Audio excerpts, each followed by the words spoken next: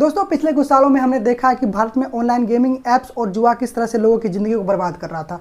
तीन पत्ती से लेकर रमी, पोकर और फैंटेसी जैसे गेमिंग ऐप्स पर भी लोग अपना सब कुछ दांव पर लगा रहे थे।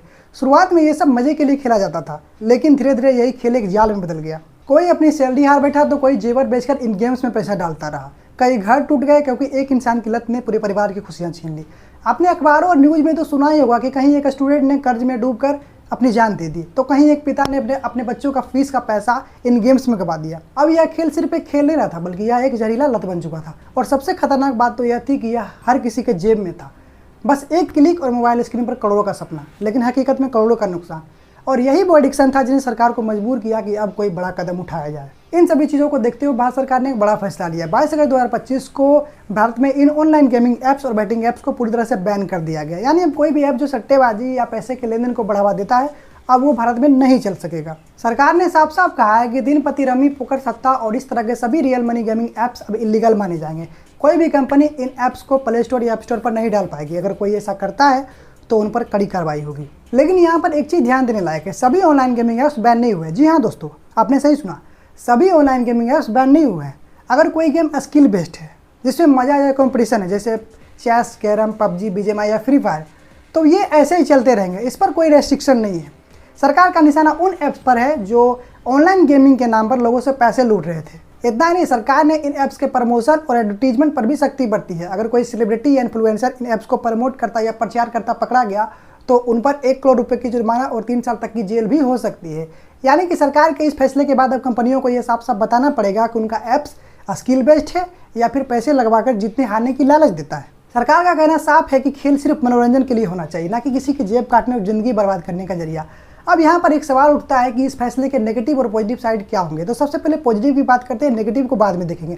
तो पॉजिटिव साइड साफ है कि जो हजारों लोग इन गेमिंग ऐप्स के चक्कर में फंसकर कर्ज में डूब रहे थे, जिनके घर परिवार बर्बाद हो रहे थे, जिन्होंने अपनी पूरी मेहनत की कमाई एक स्क्रीन पर इन ऐप्स में लगा दिया था, अब वो इस चक्रव्यूह से बाहर निकल पाएंगे।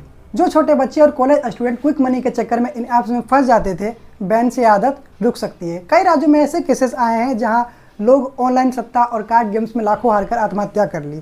तो ऐसे ऐप्स पर रोक लगाना एक तरह से समाज को उस दलदल से बाहर निकालने की कोशिश है। लेकिन वहीं पर इस बिल के कुछ नेगेटिव साइड्स भी है, क्योंकि भारत में गेमिंग इंडस्ट्री बहुत ही तेज़ी से ग्रो हो रहा था। ड्रीम 11, MPL, पोकरबाजी जैसी बड़ी बड़ी कंपनियां लाखों लोगों को रोजगार भी दे रही थी। लेकिन इन ऐप्स को बैन करने के बाद गेमिंग इंडस्ट्री को बहुत बड़ा झटका लगेगा, जिससे लाखों लोग एक झटके में बेरोजगार हो सकते हैं। और देखा जाए तो सरकार को भी करोड़ों का GST और इनकम टैक्स इन कंपनियों से मिला करता था। इसके बाद सरकार के भी टैक्स रेवेन्यू में कमी दिख सकती है। और यहाँ पर एक और चीज़ हो सकती है कि लोग अब इलीगल वेबसाइट जैसे क्रिप्टो कसिनोस या फॉरेन सर्वर पर भी गेम खेल सकते हैं, जिसे कंट्रोल करना और भी मुश्किल हो सकता है। बहुत से लोग ये भी तर्क दे रहे हैं कि सरकार को आउटराइट बैन की बजाय रूल एंड रेगुलेशंस बनाने चाहिए थे, ताकि सही और गलत गेम्स को क्लियर किया जा सके। फिर भी अगर बैलेंस देखें तो ये कदम जरूरी था, क्योंकि जिस तरह से ऑनलाइन गेमिंग ऐप्स एक एडिक्शन बन चुका था, ये शराब और नशे से कम खतरनाक नहीं था। ये धीरे धीरे लोगों की ज़िंदगी और रिश्तों को खा रहा था। मेरी नज़र में सरकार का ये फैसला बिल्कुल ही सही है, क्योंकि एंटरटेनमेंट और स्किल बेस्ड गेमिंग को बैन नहीं किया गया है। चेस, कैरम, e-स्पोर्ट और फन बेस्ड गेम इसी तरह से आगे चलते रहेंगे।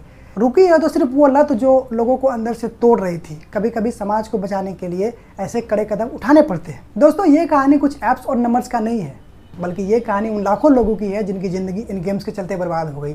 और शायद यही वजह है कि सरकार ने अब कड़े कदम उठाए हैं। लेकिन असली बदलाव हमारे हाथ में है। हमें अपनी आदतों पर नियंत्रण रखना होगा और अपने परिवार और दोस्तों को सावधान करना होगा, और अपनी ज़िंदगी को किसी भी जुए या लत की जाल में फंसने से बचाना होगा। दोस्तों, गेम्स को खेलें और मज़े करें, लेकिन अपनी सीमाओं को भी पहचानें, क्योंकि आप जीतते तभी हैं जब आप अपनी ज़िंदगी पर जीत हासिल करते हैं, ना कि इन फालतू की गेम्स में। दोस्तों, ज़िंदगी की असली जीत आपके कंट्रोल, समझदारी और डिसिप्लिन में छिपी है। इसी सोच के साथ खुद की और अपने परिवारों की रक्षा करें।